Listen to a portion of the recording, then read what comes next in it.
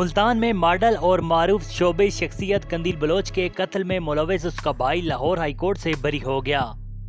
Model Qandeel Baloch کو 15 جولائی 2016 کو غیرت کے نام پر قتل کیا گیا تھا۔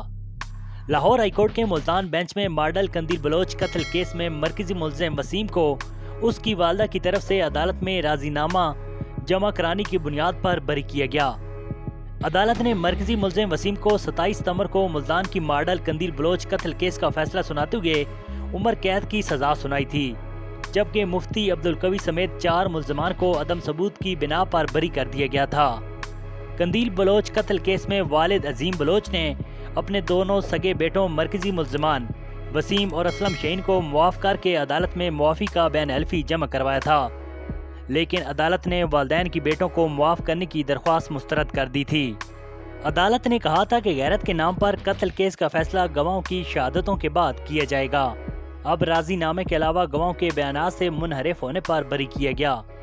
معروف ماڈل اور شعبے شخصیت قندیل بلوچ کو ان کے گھر واقع ملتان میں مبینہ طور پر غیرت کے نام پر قتل کیا گیا تھا۔ واردات کے وقت قندیل بلوچ اپنے والدین سے ملنے گھر آئی تھیں۔ رات سوتے ہوئے ان کے بھائی وسیم نے گلا دبا کر قندیل بلوچ کو قتل کیا تھا اور وہ خود گاؤں فرار ہو گیا تھا، جہاں پولیس نے چھاپہ مار کر کارروائی میں ملوث ملزم کو گرفتار کر لیا تھا۔ عدالت میں ملزم وسیم کی جانب سے ایڈوکیٹ سردار محبوب نے دلائل پیش کیے۔ 17 جولائی 2016 سے 26 ستمبر 2019 تک اس کیس کی 152 سماعتیں ہوئی تھیں۔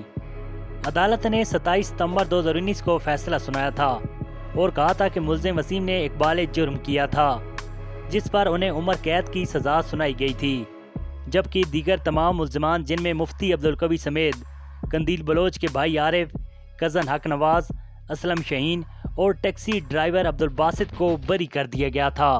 ناظرین، اس ویڈیو کے حوالے سے کمنٹ میں اپنی قیمتی رائے کا اظہار ضرور کیجیے گا۔